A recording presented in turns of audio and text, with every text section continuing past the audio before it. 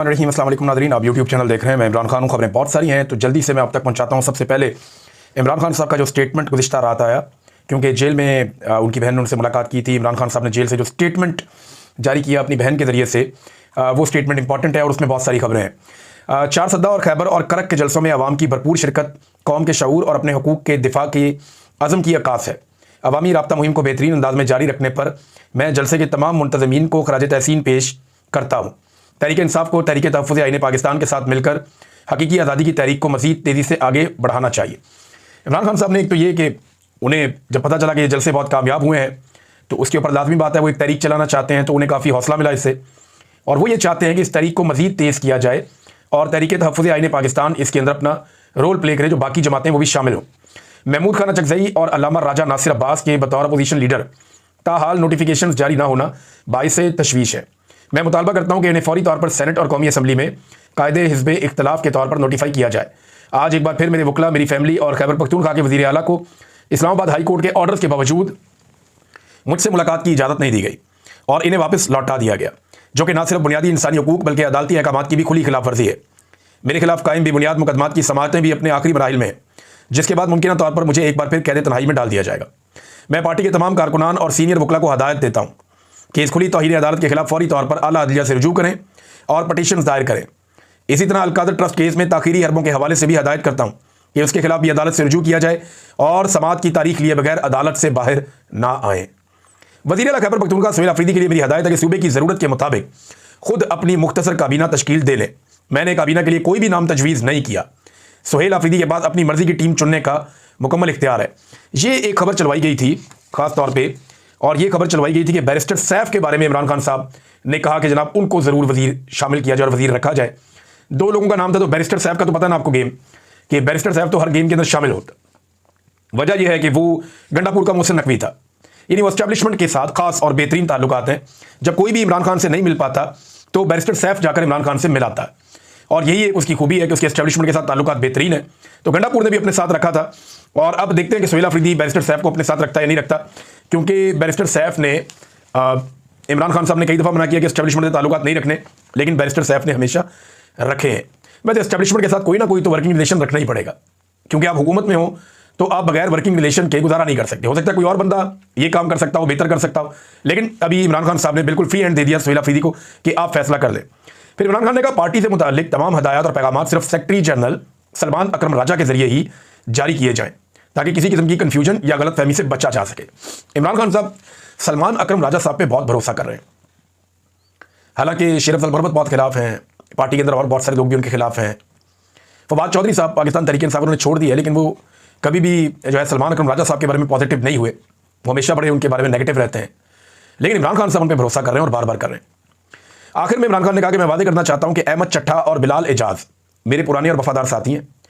ये मेरे साथ खड़े रहे हैं और इन्होंने बहुत कुर्बानियां दी हैं। मैंने इनकी बरतरफी के कोई अहकाम जारी नहीं किए। ये इमरान खान साहब ने कहा और ये उनका स्टेटमेंट है। तो वज़ीर आला को तो मिल गया फ्री हैंड, लेकिन हुआ क्या कि वज़ीर आला के खिलाफ एक दरखास्त भी दायर कर दी गई इलेक्शन कमीशन ऑफ पाकिस्तान में, और ये जो दरखास्त दायर की गई ये एक मुहिब वतन पाकिस्तानी की जानिब से दायर की गई, जैसे कि होता है हमेशा मुहिब वतन पाकिस्तानी जो है वो आ जाते होते हैं अक्सर। लेकिन फिर बाद में पता चला कि शायद उसने दरखास्त वापस ले ली है, और वो ये कह रहे जी मैंने नहीं, मेरी टीम ने कर दी थी। बहरहाल रिएक्शन तो पब्लिक का बहुत आया इस मामले में।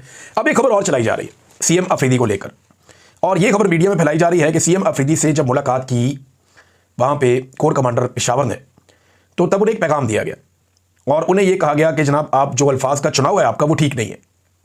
इदारों के हवाले से या फौजी अफसरान के हवाले से जब आप बात करते हैं तो ये आपके अल्फाज का चुनाव अच्छा नहीं है पब्लिक स्पीचेज़ में। तो जिस पे बाद में अब ये भी खबर चलाई गई कि सोर्सेज ने बताया कि सुहेल अफरीदी ने जनाब के प्रॉमिस किया कि या वादा किया कि आइंदा वो मोहतात रहेंगे। अच्छा, ये खबर चलवाई जा रही है। मुलाकात कब हुई थी? मुलाकात हुई थी जुमे को। एतवार को जो सुहेल अफरीदी ने एक तकरीर की है उसमें DGISPR का नाम लेकर तनकीद की और यह कहा कि उन्होंने घटिया जुबान इस्तेमाल की यहां पेशावर आकर मेरे बारे में। तो ये तो खबर आपकी चलने से पहले बाउंस हो गई। यानी मीडिया के सोर्सेज को यह खबर भिजवाई गई कि जनाब आपने ये खबर चलानी है और ज़राए से करके आपने चलानी है कि सुहेल अफरीदी को हमने दबा दिया था उस मीटिंग में जिसमें कोर कमांडर ने जाकर सुहेल अफरीदी से मुलाकात की थी और उसने वादा कर दिया था कि आइंदा वो तनकीद नहीं करेगा। लेकिन फिर एतवार वाले दिन आपने देखा अगर तो वादा किया होता सुहेल अफरीदी ने तो बच्चा तो नहीं, एक सूबे का वज़ीर आला है, उसने आकर पहले से ज़्यादा तनकीद की है। बहरहाल अब पछताया क्या, जब चिड़ियां चुग गई खेत, दिमाग से काम लेना चाहिए और सोच समझ के हर चाल चलनी चाहिए। ये सोशल मीडिया का वो दौर है, डिजिटल मीडिया का, जहां पे लोग छोटी सी चीज़ निकालकर सामने रख देते हैं। नाज़रीन, सुहेल अफरीदी के वज़ीर आला नामजद होने के दिन से लेकर अब तक सबसे ज़्यादा जिस बंदे को एजेंसियां तलाश कर रही हैं ना, वो मुराद सईद है। क्योंकि उन्हें इस बात का आइडिया है कि मुराद सईद इमरान खान का वो साथी है जो किसी भी हद तक जाएगा, किसी भी हद तक जाएगा। पॉलिटिकल लोग होते हैं ना, हर एक की लिमिट होती है, कोई इस लिमिट तक जाता है, कोई इस लिमिट तक जाता है, कोई इस लिमिट तक जाता है। यानी असद कैसर साहब इमरान खान साहब के वफादार साथी, लेकिन जब वहां पे एक रूलिंग देनी थी कौमी असेंबली में इमरान खान साहब के दौरे हुकूमत में, तो वो कासिम सूरी ने आकर दी थी। तो हर एक का अपना अपना लेवल होता है। एक वक्त आया इमरान खान साहब के बहुत सारे साथियों की बस हो गई, छोड़कर चले गए, बहुत सारे उनके साथ खड़े रहे। गंडापुर इमरान खान साहब का वफादार साथी है, लेकिन उसकी एक लिमिट है ना, उस लिमिट से आगे नहीं बढ़ पाया वो। हाँ, लेकिन गंडापुर से गलती ये हुई कि वो बात कोई और करता था, काम कोई और करता था। वो जब कॉलो फेल में तजाद आ जाए तो फिर पब्लिक नहीं छोड़ती, जब उन्हें समझ आ जाए तो। अब मुराद सईद जो है वो टारगेट है, सबसे बड़ा टारगेट नंबर 1, इसको पकड़ो, गिरफ्तार करो। तो एजेंसियों को टास्क मिला हुआ है और दबाव बहुत बढ़ गया है कि मुराद सईद को पकड़ो। अभी सवात के एक होटल के अंदर दर्जनों बंदों ने छापा मारा हफ्ते की रात को, और बड़ा शदीद छापा मारा। यानी हफ्ते की रात तो नहीं, हफ्ते की सुबह बन रही थी, जुमे की रात लेट नाइट था, तो वहां पे छापा मारा, बड़ी कोशिश की। दर्जनों बंदे थे सादा कपड़ों में, वहां काफी धक्कम पेल भी हुई, दरवाजे खुलवा के जनाब धक्के दे दूं कि उन्होंने चेक किया। किसी ने उन्हें कह दिया कि होटल के अंदर मुराद सईद है। मुराद सईद किसी होटल के अंदर ठहरेगा? अभी तक रियासत उन्हें पकड़ नहीं सकी। लेकिन मुराद सईद से इनको प्रॉब्लम बहुत ज्यादा है, और उन्हें यह लगता है कि इमरान खान साहब का इतना वफादार आदमी जब तक बाहर रहेगा तब तक सुहेल अफरीदी के ऊपर भी बहुत दबाव बना रहेगा, और मुराद सईद सुहेल अफरीदी को चलाएगा। ये एजेंसियों के दिमाग में चल रहा है कि अगर मुराद सईद अब काबू आ गया तो चीजें काबू करना आसान हो जाएगा।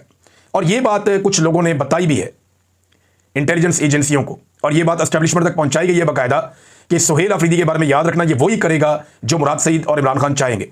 और ये मुराद सईद का बड़ा बावफा और पुराना साथी है, दोस्त है, तो ये उससे बाहर नहीं निकलेगा। लिहाजा मुराद सईद को पकड़ने की कोशिश की जा रही है। अब छापे वापे एक दो और भी रिपोर्ट हुई, लेकिन ये एक बड़ा छापा था, मैंने आपको बताया। वो 40-50 बंदे घुस गए होटल के अंदर, जाके वहां पे हर चीज ऊपर नीचे कर दी, लेकिन मुराद सईद को ढूंढ नहीं पाए वहां पे भी ये लोग। अब नाज़रीन, सुहेल अफरीदी साहब की इमरान खान साहब से मुलाकात कैसे होगी? मेरी कुछ सोर्सेज से बात हुई है, और जो मेरे पास इत्तला है वो ये है कि मुमकिन है कि आने वाले चंद दिनों में उनकी इमरान खान साहब से मुलाकात हो जाए। वो एक मुख्तसर काबीना बना लेंगे, उसके बाद उनकी इमरान खान साहब से मुलाकात होगी।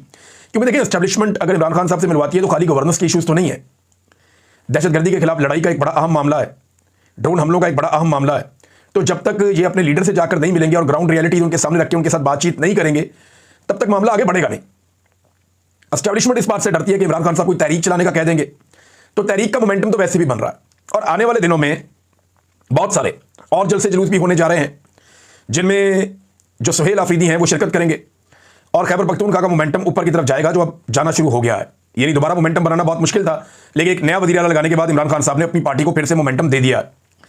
नाज़रीन, गजा में जंगबंदी के हवाले से खबरें छप रही हैं, और डॉन न्यूज़ के मुताबिक गजा के अंदर दोबारा से हमले का ऐलान कर दिया गया, और हमले का जो ऐलान है वो इसराइली वज़ीर आज़म ने किया, और उसके बाद जो है वो वहाँ पे बमबारी हुई है काफ़ी। अल-शिफा अस्पताल जो है उसको भी दोबारा नुकसान पहुँचा है, कुछ ऐसी जगह जो बहाली जहाँ पे की जा रही थी वहाँ पे भी बमबारी हुई है। तो इसराइल ने एक मरतबा फिर बमबारी शुरू कर दी है गजा में, डोनाल्ड ट्रंप की यकीन दहानी के बावजूद। अब वो सारे लोग जो उछल उछल के शोर मचा रहे थे, वो अब एक दूसरे का मुंह देख रहे हैं कि जनाब इसराइल तो बात ही नहीं मानता, तो बदमाशी है, वो फिर से बार बार वो जब दिल करता है वो फिर बमबारी कर देते हैं। नेतन्याहू ने इस हमले का हुक्म दिया, बमबारी शुरू हो गई। हमास ने भी इसमें एक ऐलान किया, उन्होंने कहा जी आज जो मिली है हमें लाश, जो दूसरी लाश है वो वापस करने का अमल हम मुअत्तल कर रहे हैं, क्योंकि इसराइल ने एक मरतबा फिर खिलाफ वर्जी की है मुआहदे की, जिसके तहत जंगबंदी हुई थी। और अल-कस्साम ब्रिगेड ने जोर देते हुए कहा कि इसराइल की किसी किस्म की जारियत की वजह से लाशों की तलाश, खुदाई और लाशें निकालने के अमल में रुकावट होगी, और इसके नतीजे में लाशों की वापसी ताखीर का शिकार होगी। हमास ने रद्दमल में कहा कि इसराइल गजा में एक दफ़ा फिर जारहियत के लिए मन घड़त और बेबुनियाद इल्ज़ामात आयद कर रहा है। नाज़रीन, एक तरफ बहुत तनकीद हो रही है हुकूमत के ऊपर कि आप पाकिस्तानी फ़ौज को गजा में क्यों भेज रहे हैं, दूसरी तरफ हुकूमती वज़रा अजीब अजीब और अलग अलग किस्म के बयान दे रहे हैं। वज़ीर इत्तलात का स्टेटमेंट आता है, वो कहता है जी 20,000 फौजियों की रवानगी या उनको भेजे जाने के हवाले से जो खबर है वो झूठी और मनगढ़ंत है। वज़ीर दिफा आकर कहता है कि ये मसला ज़ेरे गौर है और अभी फाइनल नहीं हुआ, और वो कहता है ये तो बड़ी सआदत है कि फ़लस्तीनियों की हिफाजत के लिए हमारी फ़ौज वहाँ पर पहुँच जाए। एक और वज़ीर है, वफाकी वज़ीर, इसका स्टेटमेंट बड़ा इंटरेस्टिंग है, ये दानियाल चौधरी, ये पार्लियामेंट्री सेक्रेटरी इत्तलात है। अब ये कहता है जी कि पाकिस्तानी फौज की गजा में जिम्मेदारी होगी कि हमास को डी वेपनाइज करे, यानी हमास के हथियार ले ले, ये पाकिस्तानी फौजियों की गजा में जिम्मेदारी होगी, और यकीनी बनाए कि क्रॉस बॉर्डर टेररिज्म ना हो, यानी हमास इसराइल पर हमला ना करे। यानी एक तो बात उन्होंने क्लियर कर दी कि क्रॉस बॉर्डर टेररिज्म ना हो। टेररिज्म का मतलब होता है दहशतगर्दी, तो हमास का जो अटैक है उसको दहशतगर्दी भी करार दे दिया पाकिस्तान के एक हुकूमती रुकन ने बड़ा क्लियरली, और साथ ये भी कह दिया कि हम इसराइल के ऊपर हमास को अटैक नहीं करने देंगे, हम हमास को डी वेपनाइज करेंगे, उनसे हथियार वापस ले लेंगे। ये बात की है दानियाल चौधरी ने, जो इस वक्त हुकूमत के रुकन है और हुकूमत की नुमाइंदगी कर रहे थे एक टॉक शो के अंदर। तो एक तरफ ये लोग सादत कह रहे हैं अब चूरन कौम को जो बेचा जाएगा, देखिए जो करना है करें, क्या फर्क पड़ता है, आपको किसने रोकना है, अदालतें आपके कंट्रोल में है, पार्लियामान आपके कंट्रोल में है, सारी बड़ी पॉलिटिकल पार्टीज आपके जूते पॉलिश कर रही हैं, जो नहीं कर रहे उनको आपने जेलों में बंद किया हुआ है। तो मुखालिफ तो आपका है कोई नहीं पाकिस्तान में, तो जो दिल करता है करे। ये मजहब का चूरन ना बेचें, इस्लामी भाईचारे का चूरन ना बेचें, क्योंकि चूरन अब बिकना नहीं है, लोग इसमें मानेंगे नहीं। लेकिन अब आप इनकी हरकतें चेक करें, खासतौर पे इनका अपना जो डिजिटल मीडिया है, जो पाकिस्तान की मिलिट्री एस्टेब्लिशमेंट का अपना स्पॉन्सर्ड डिजिटल मीडिया है, वो इस मामले को बहुत उठा रहा है कि जनाब बड़ी कामयाबी हो जाएगी, फलस्तीनियों की हिफाजत के लिए फौज पहुंच जाएगी, ये बहुत बड़ी सादत है। बल्कि मैं अभी एक देख रहा था, एक रिटायर फौजी है, वो ये कह रहा था कि जनाब हमें तो बड़ी कामयाबी मिल गई है और ये बहुत बड़ी सादत है। जो जुमले मैं एग्जैक्टली आपके सामने रखता हूं, मंजन बेचा जा रहा है कि मक्का और मदीना के बाद मस्जिद अक्सा यानी बैतुल मकदस की पासबानी भी हमें मिल रही है। कैसे? वैसे ये लोग फ्रॉड है। बैतुल मकदस की पासबानी आपको डोनाल्ड ट्रंप लेकर दे रहा है और नेतन्याहू की मंजूरी से लेकर दे रहा है। आप लोगों को पागल समझते हैं कि आपको बैतुल मकदस की पासबानी मिल रही है। क्या आप ये भी जानते हैं कि बैतुल मकदस का फासला कितना है गजा की पट्टी से? 100 किलोमीटर का, और वो 100 किलोमीटर का फासला जो है उसके बीच में इसराइल है, जिसको आप तस्लीम नहीं करते, और इसराइल कभी भी आपको वहां से गुजरने नहीं देगा। क्या इसराइल ने यह तस्लीम कर लिया है कि बैतुल मकदस भी आजाद है और वहां पे भी पाकिस्तानी फौज चली जाए और जाकर वहां पे हिफाजत का काम संभाल ले? क्या यह बात की इसराइल ने? मैंने तो नहीं सुनी। वो तो कह रहे हैं जी हम वेस्ट बैंक को भी अपने साथ मिला लेंगे। वो तो गजा की पट्टी को पूरा खाली करने के मूड में नहीं है। एक इलाका उन्होंने खाली किया है, बाकी इलाके भी उन्होंने वहां पे कब्जा किया हुआ है इस वक्त। तो ये जनाब हमास को गैर मुसल्लह करने और इसराइली सरहदों को महफूज बनाने की जिम्मेदारी है, और डोनाल्ड ट्रंप ये कह चुके हैं कि ये काम हम नहीं करेंगे, वो फौज करेगी जिसे हम चुनेंगे। ये है असल बात। अब नाज़रीन, इस्लामाबाद में पोस्टर भी लग रहे हैं, जरा देखें आप, ये हर दफा ही लग जाते हैं, ये पोस्टर लग रहे हैं। ये आसिम मुनीर साहब का फोटो है, पीछे चांद तारा लगा हुआ है और लिखा हुआ है खुदा के लिए जाने की बातें जाने दो। ये पोस्टर बाजवा के लिए भी लगते रहे, ये पोस्टर राइल शरीफ के लिए भी लगते रहे, ये पोस्टर उससे पहले जो जर्नैल थे उनके लिए भी लगते रहे।